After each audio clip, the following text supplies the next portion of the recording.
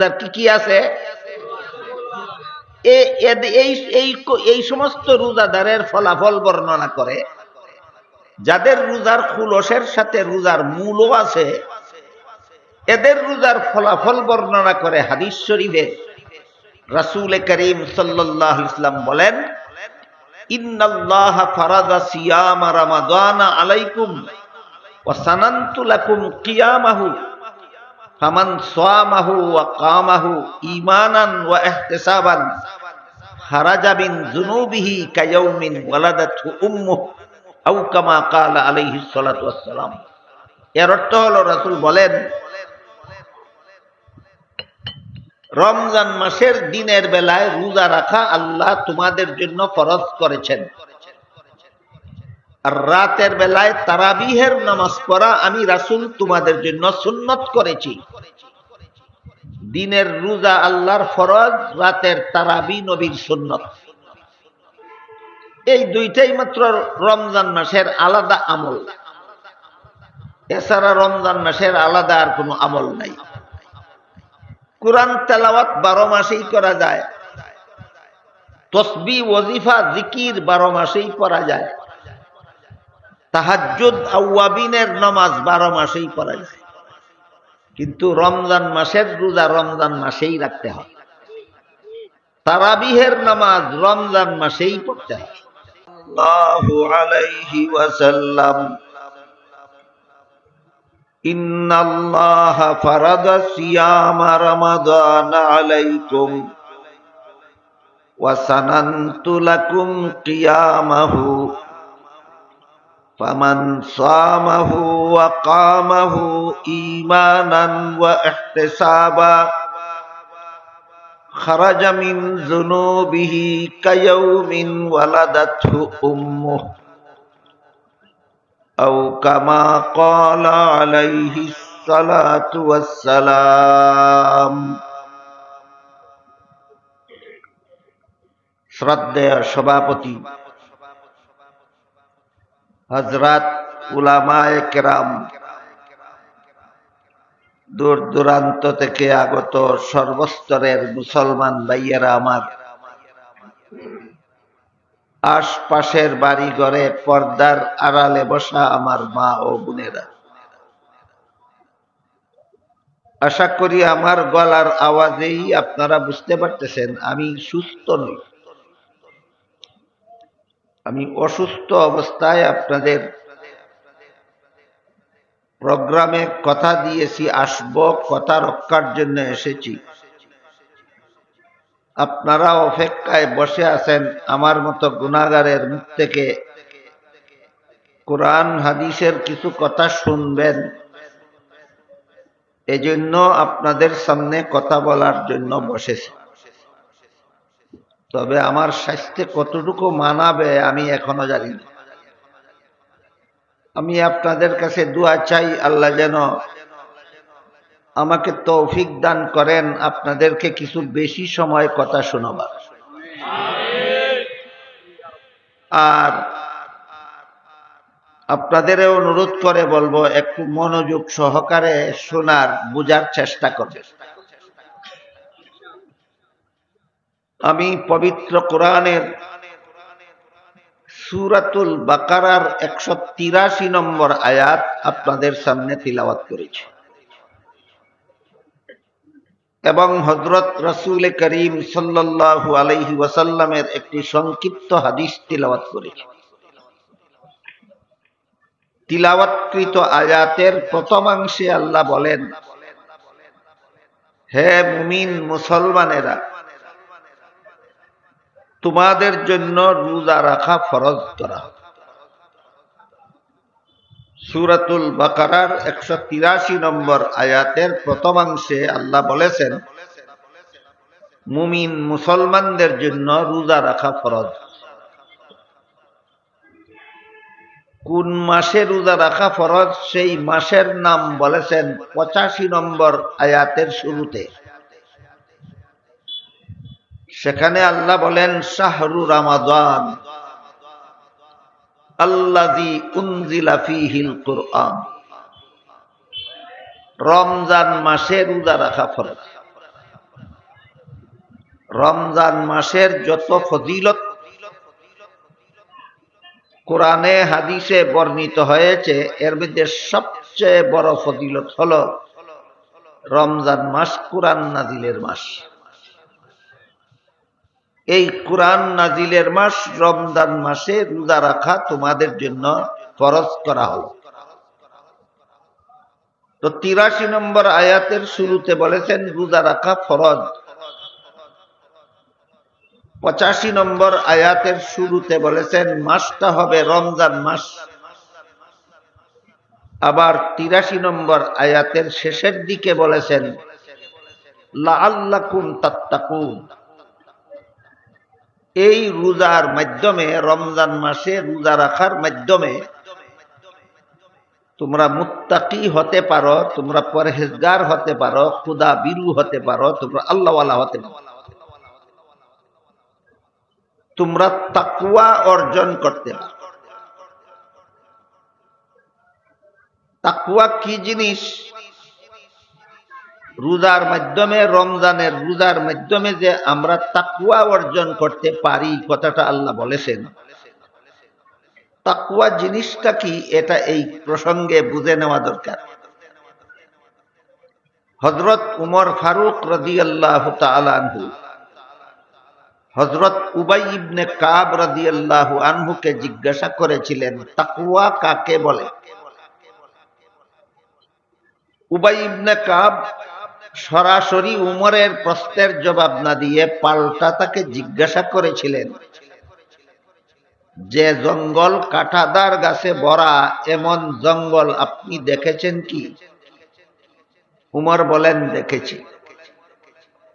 উবাই জিজ্ঞাসা করেন এমন কাঁটাদার গাছে ভরা জঙ্গল দিয়ে আপনি কখনো গিয়েছেন কি? উমর বলেন গিয়েছি। উবাই জিজ্ঞাসা করেন যে জঙ্গল কাঁটাদার গাছে ভরা, এমন জঙ্গল দিয়ে আপনি গেলেন কিভাবে? উমর বলেন এমন ভাবে শরীর কাপড় সামলে গিয়েছি যেন আমার শরীরে কোনো কাঁটা না লাগে, যেন আমার শরীরে কোনো কাঁটা না লাগে। তখন উবাই বলেন এইটার নামই তাকওয়া। অসংখ্য অগণিত গুনার কাঁটাদার গাছে ভরা জঙ্গলের নাম দুনিয়া। এই দুনিয়ার ভিতর দিয়ে প্রতিটি মানুষের জান্নাতে যাওয়ার পথ। দুনিয়ার বাইরে দিয়ে কেউ কখনো জান্নাতে পৌঁছতে পারে? জান্নাতে পৌঁছতে হলে দুনিয়ার ভিতর দিয়েই জীবনযাত্রা করতে হবে। অথচ এই দুনিয়াটা অসংখ্য অগণিত গুনার পরিবেশে ভরা। তাই অগণিত গুনার কাঁটাদার গাছে ভরা জঙ্গলের নাম দুনিয়া। এ দুনিয়ার ভিতর দিয়ে জান্নাতের দিকে যাওয়ার পথে যদি এমন ভাবে তুমি যেতে পারো যে দুনিয়ার থেকে কোনো গুনাহ তোমার সাথে তোমার কবরে না যায়, তবেই তোমার তাকওয়া হাসিল। দুনিয়াতে আমি এমন ভাবে জীবন যাপন করব যেন এখান থেকে কোনো গুনাহ আমার সাথে কবরে না যায়, তবেই আমার কি হাসিল হইল? তাকওয়া। সারমর্ম হলো গুনাহমুক্ত হওয়ার নাম তাকওয়া। সারমর্ম কি হইল? গুনাহমুক্ত হওয়ার নাম তাকওয়া। এবার আমরা সেই আয়াতটা বুঝি যেখানে আল্লাহ বলেন তোমাদের জন্য রোজা রাখা ফরজ করা হইল যেন তোমরা তাকওয়া হাসিল করো। এখন কি মর্ম দাঁড়ালো? এই রোজার দ্বারাই তোমরা গুনাহমুক্ত হতে। সূরাতুল বাকারার ১৮৩ নম্বর আয়াতে আল্লাহ সমস্ত মুমিন মুসলমানদেরকে সম্বোধন করে বলেছেন রমজান মাসে রোজা রাখা তোমাদের জন্য ফরজ করা হলো, এই রোজার দ্বারা তোমরা গুনাহমুক্ত হতে পারো। রোজার দ্বারা আমরা কি হতে পারি? গুনাহমুক্ত হতে। বুঝার ব্যাপার হইল কিভাবে রোজার দ্বারা গুনাহমুক্ত হওয়ার, রোজা রমজান মাসের রোজা গুনাহমুক্তির ব্যবস্থা কিভাবে? এই প্রশ্নের জবাব বোঝার জন্য আমাদের আরেকটা জিনিস মনে রাখতে হবে, রোজা কাকে বলে। আল্লাহর বিধান পালনের জন্য দিনের বেলায় দুটি কাজ থেকে বিরত থাকার নাম রোজা। আল্লাহর বিধান পালনের উদ্দেশ্যে দিনের বেলায় দুটি কাজ থেকে বিরত থাকার নাম রোজা। একটা হলো জিহ্বার উপভোগ, জিহ্বা খেতে চায়, এটা তার উপভোগ। জিহ্বা পান করতে চায়, এটা তার উপভোগ। তাই দুই কাজের প্রথম কাজ হলো জিহ্বার উপভোগ থেকে বিরত থাকা, আর একটা হলো লজ্জাস্থানের উপভোগ থেকে বিরত থাকা, স্বামী স্ত্রী মিলামিশার থেকে বিরত থাকা। এই দুই কাজ থেকে আল্লাহর বিধান পালনের জন্য দিনের বেলায় বিরত থাকার নাম। প্রশ্ন হলো, শত শত হাজার হাজার গুনার সুযোগ সুবিধা দুনিয়াতে আছে, মাত্র দুই অঙ্গের উপভোগ থেকে বিরত থাকার নাম রোজা। এই রোজার দ্বারা আমরা সকল গুনার থেকে মুক্ত হতে পারি। কথাটা আল্লাহ কোন যুক্তিতে বললেন?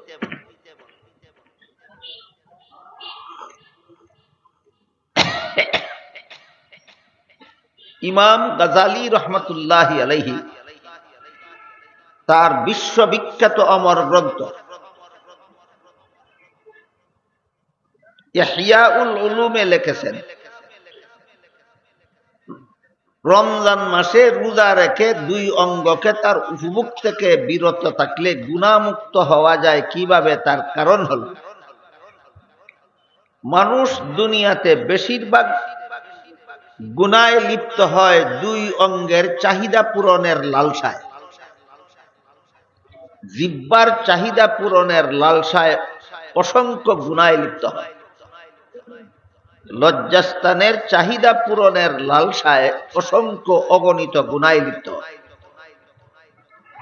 কাজেই এই দুইটা অঙ্গকে যদি গুনাহ থেকে বারণ করা যায়, অন্য সকল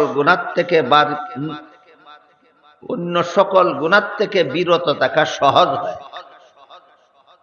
এই জন্য দুই অঙ্গকে তার উপভোগ থেকে বারণ করার নাম রোজা সাব্যস্ত করেছেন, এবং এর মাধ্যমে তোমরা তাকওয়া অর্জন করতে পারো, গুনাহমুক্ত হতে পারো বলে আল্লাহ উল্লেখ করেছেন। তাই এক হাদিসে রাসূল করিম সাল্লাল্লাহু আলাইহি ওয়াসাল্লাম বলেন, আমার কোন উম্মত যদি তার শরীরের দুইটা অঙ্গের ব্যাপারে আমাকে গ্যারান্টি দিতে পারে, এই দুইটা অঙ্গকে হারাম কাজে ব্যবহার করবে না, তাহলে আমিও তাকে গ্যারান্টি দিতে পারবো জান্নাতে পৌঁছে যাওয়া।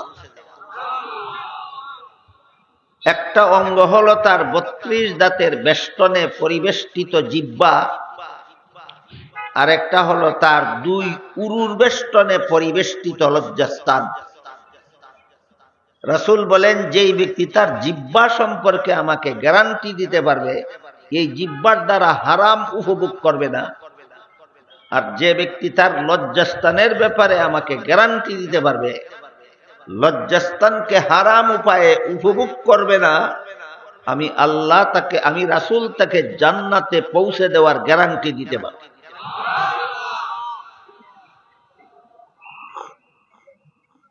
এই দুই অঙ্গের চাহিদা সারা বছর হালাল উপায়ে নিবারণ করতে থাকলেও, হালাল উপায়ে জিহ্বার চাহিদা দিনের পর দিন, মাসের পর মাস নিবারণ করতে থাকলে, হালাল উপায়ে লজ্জাস্থানের চাহিদা 12 মাস নিবারণ করতে থাকলে এক পর্যায়ে সে হারাম উপায়ে উপভোগ করার জন্য আগ্রহী হয়ে ওঠে।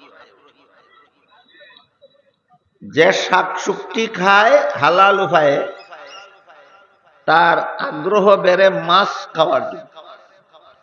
যে কিছুদিন মাছ খায় তার চাহিদা হয় গোশত খাওয়ার জন্য।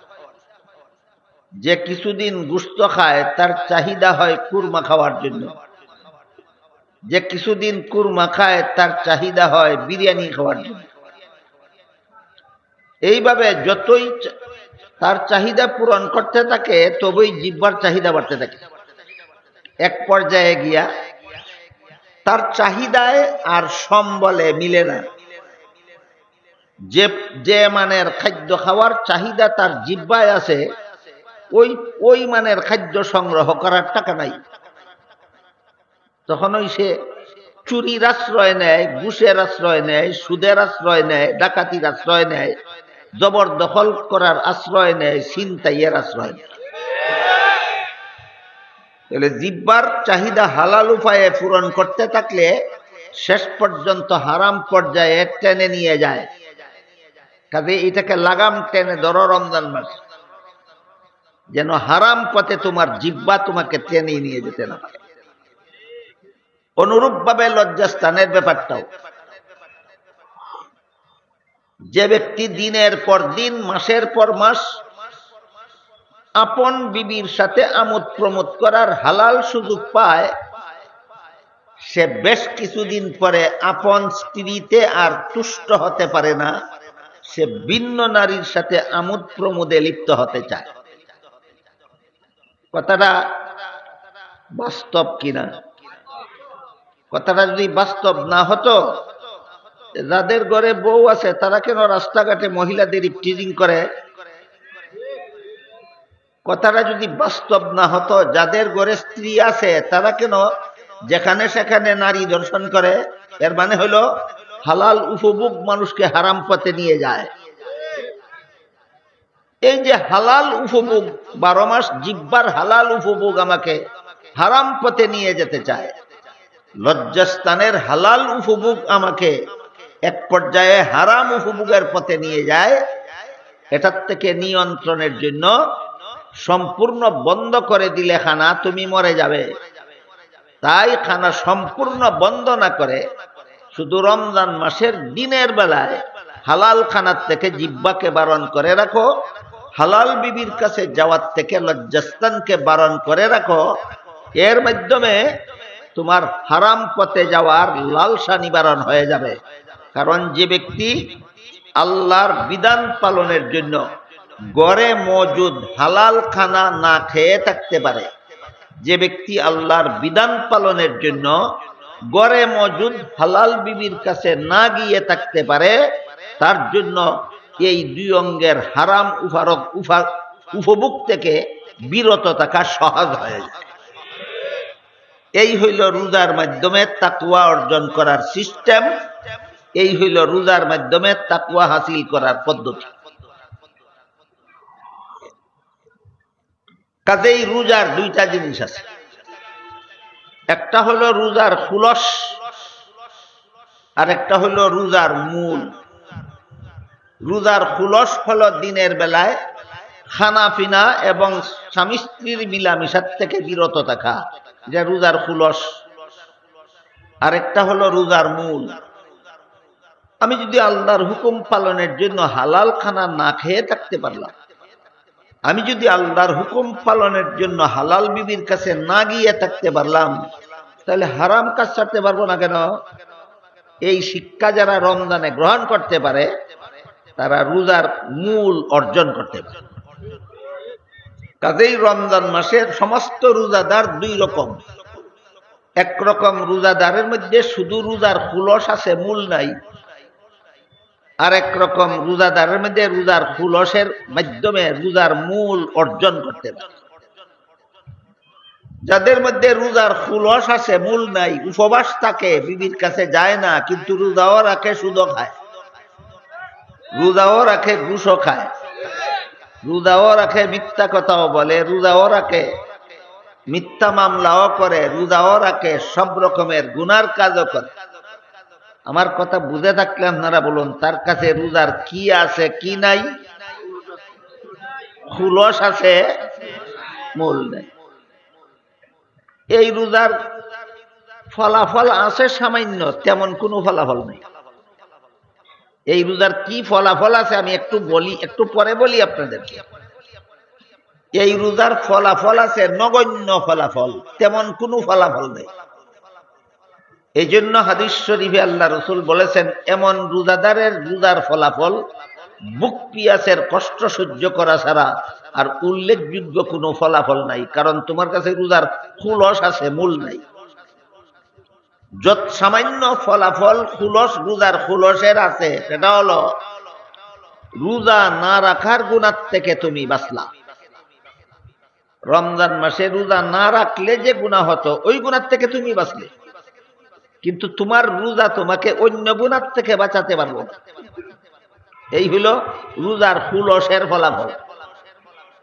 আর যাদের রোজার খুলসের সাথে রোজার মূলও আছে, ঘরে হালাল খানা মজুদ থাকা সত্ত্বেও আল্লাহর হুকুমে আমি খেলাম না, ঘরে হালাল বিবি থাকা সত্ত্বেও আল্লাহর হুকুমে আমি তার কাছে গেলাম না, তবে কেন হারাম ছাড়তে পারবো না? এই শিক্ষা যারা গ্রহণ করতে পারে রোজার ভিতরে, এদের রোজার খুলসও আছে, মূলও আছে। এদের রোজার কি আছে? এই সমস্ত রোজাদারের ফলাফল বর্ণনা করে।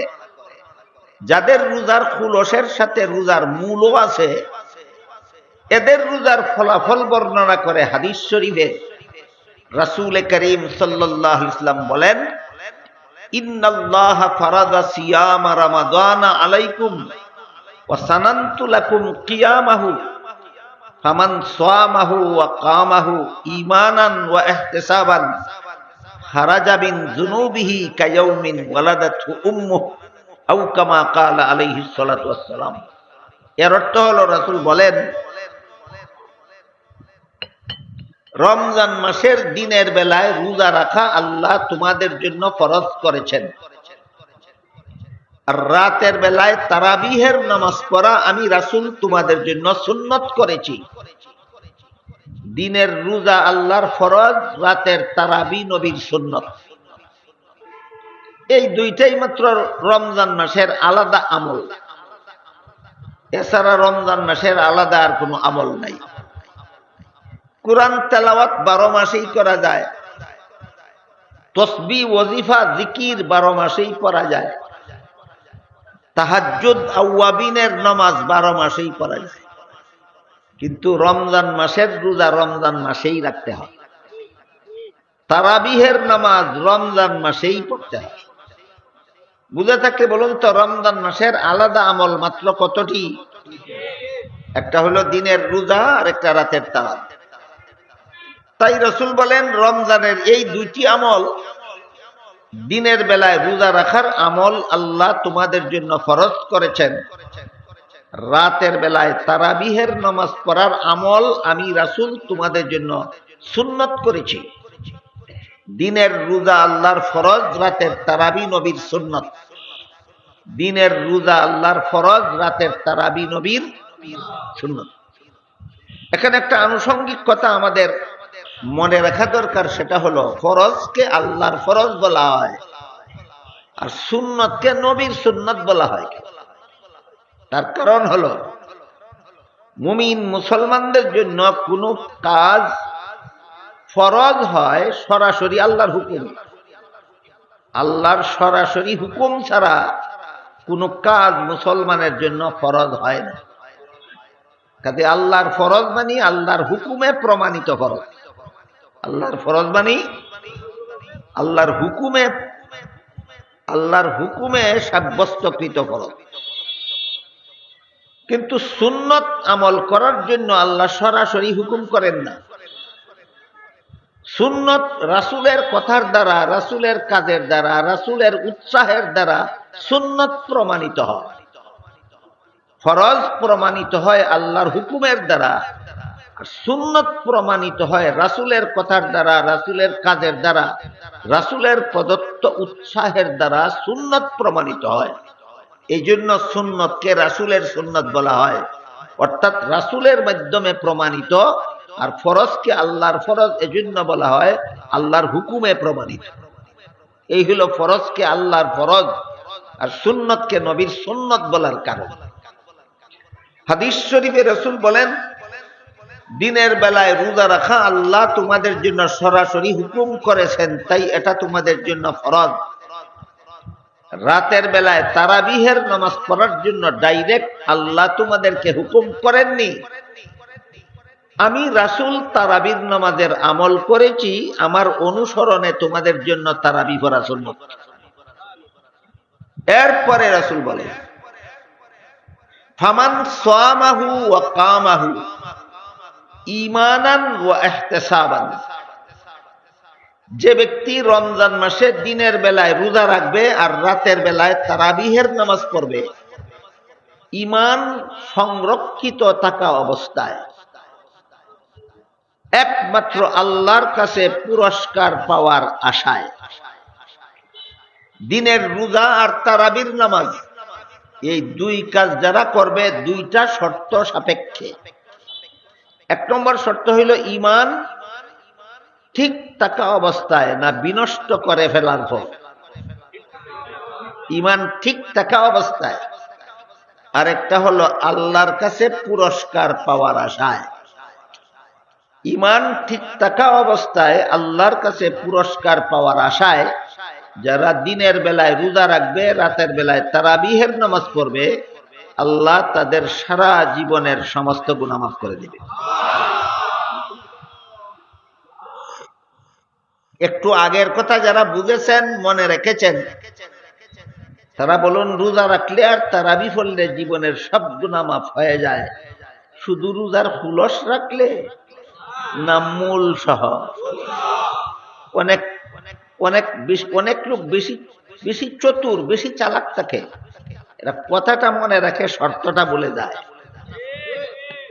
কথাটা মনে রাখে, শর্তটা বলে যায়। এটা হলো আল্লাহর সাথে চাতুরি। আল্লাহ কি তোমার থেকে বেশি কম চালাক নাকি? আল্লাহ কি কোনো বান্দার চেয়ে কম চালাক? তো আল্লাহর সাথে চাতুরি করে কোনো কাজ হবে না। রাসূলের এই হাদিস মতো আমরা যদি দিনের রোজা আর রাতের তারাবির দ্বারা জীবনের সমস্ত গুনাহ মাফ করাতে চাই, তাহলে রোজার খুলস যথেষ্ট হবে না, রোজার খুলসের সাথে রোজার মূলটা গ্রহণ করতে হবে।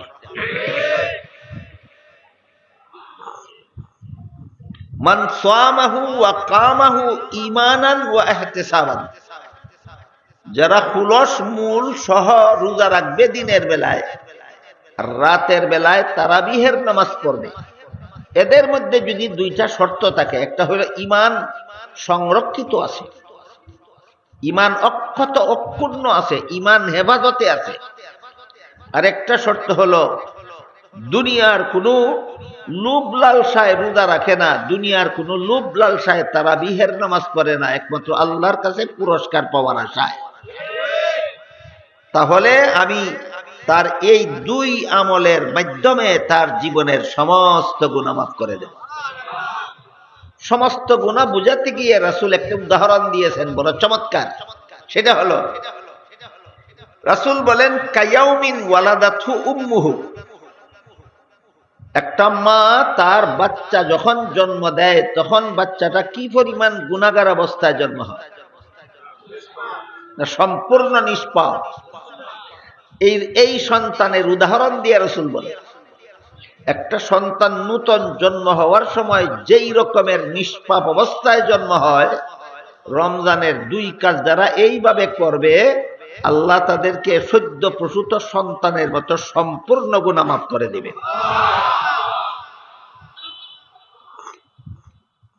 একটা শর্ত হলো ঈমান হেফাজতে থাকা, ঈমান নষ্ট না হওয়া। আর একটা শর্ত হইল একমাত্র আল্লাহর সন্তুষ্টি লাভের উদ্দেশ্যে করা। এই দুইটা কথা বর্তমান জমানায় বড় কঠিন। বর্তমান জমানায় ঈমান হেফাজতে রাখা বড় কঠিন। কোন নেক আমল শুধু আল্লাহর সন্তুষ্টির উদ্দেশ্যে করা এত সহজ নয়, এই জমানায় যথেষ্ট কঠিন হয়ে দাঁড়িয়েছে। এজন্য